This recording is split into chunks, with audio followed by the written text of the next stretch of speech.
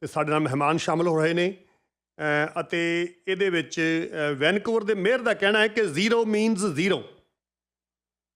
ਉਹਨਾਂ ਦੇ ਇਸ ਬਿਆਨ ਦੀ ਆਲੋਚਨਾ ਹੋ ਰਹੀ ਹੈ, ਲੇਕਿਨ ਇਸ ਬਿਆਨ ਦਾ ਮਾਇਨਾ ਕੀ ਹੈ? Zero means zero.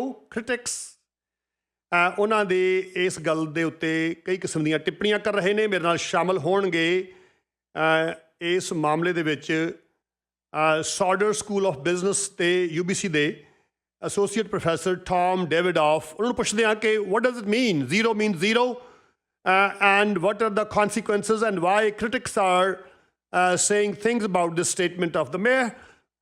Tom, sat shri akal, welcome to the program. Oh, it's my pleasure. Thank you so much for having me. Tom, we don't have much time, only 7 minutes. Please start with the zero means zero. What does it mean, and why people are criticizing the mayor? Right. Well, let's start with the criticism, and I imagine they're thinking of a different saying, nothing from nothing leaves nothing, which is to say we've got a bit of a deficit situation because developers aren't building and paying fees like they used to. There's been inflation, and obviously the unfortunate homelessness and addiction problems certainly haven't gone away. So lots to spend money on, less money coming in. So you either need to raise more revenue or you need to cut property taxes. And SIM has, sorry, you either need to cut services or raise more revenue. And SIM is saying we're not going to raise more revenue, at least from property taxes, which leaves not a lot of revenue choices on the table, which suggests there's going to have to be some cuts. Now, I think they're pointing at the usual waste, fraud, and abuse. But if there were a lot of waste, fraud, and abuse, that should have been caught in earlier years, because, of course, nobody likes raising property taxes, and yet they've had to in the last few years. And you have been watching different levels of government doing this kind of, decisions and phenomena. This is not new one. Why do the governments and why do the politicians do this? Is it because of the winnability, and is it because when they approach elections, they start talking on these lines? Well, listen, people hate paying taxes. If people see a tax and it's bigger than what they were expecting, they get very upset, not surprisingly, and so politicians seek to avoid property tax increases. At the same time, when people see crime and disorder on the streets, they're also upset, and that puts politicians in a bit of a bind. At the provincial level, we're seeing record deficits in response to high spending needs and a poor economy. In the city, it looks like the direction they're going to go this year is reduced expenditures after having gone in the direction of much higher property taxes in prior years.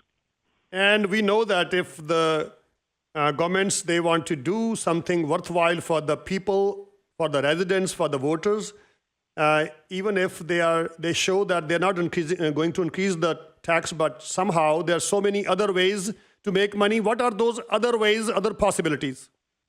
Well, there's two things that I think are sort of low-hanging fruit in the city and in the province. In the city, I'm not sure how much more money you can raise from parking fees, but I think it would be considerable. For example, in Kitts Point, I think you pay something like $50 a year for a permit that I think would have a market value well into the thousands of dollars. Obviously, if you can park on the street, you can use your garage instead. You know, the extra space of a garage, probably $500,000, right? I mean, that's a lot of money lying around that's really undercharging for street parking, which could be turned into bike lanes or something beautiful if it weren't used for people to use as parking. So that's one. The other one is at the provincial level. The average homeowner who owns a home over $3 million pays about $17,000 a year in income tax. That's ridiculous, right? If you have a $5 million house, you know, the income required to support that, you'd be well into the hundreds of thousands of dollars of income tax. So what we should do is have a minimum tax. If you're not paying at least 1% of your property value in income tax, charge a surplus so that you're up to that number. And the city, just in Greater Vancouver, that would raise $2 billion a year. That would go a long way to fixing the province's budget problem. And of course, some of that could be shared with municipalities. Mr. Davidoff, we have 1 minute left. And this is not a new phenomenon. Like I told you before, that provincial government, or especially liberal government in the previous times, I think, did the same mistake.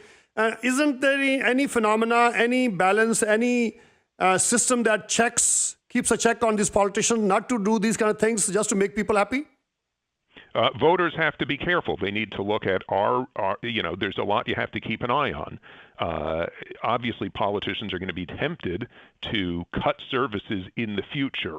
They're going to be tempted to raise deficits in the future by, say, giving generous pension plans, but not generous salaries. So voters have to be attentive to, are we maintaining the quality of public services?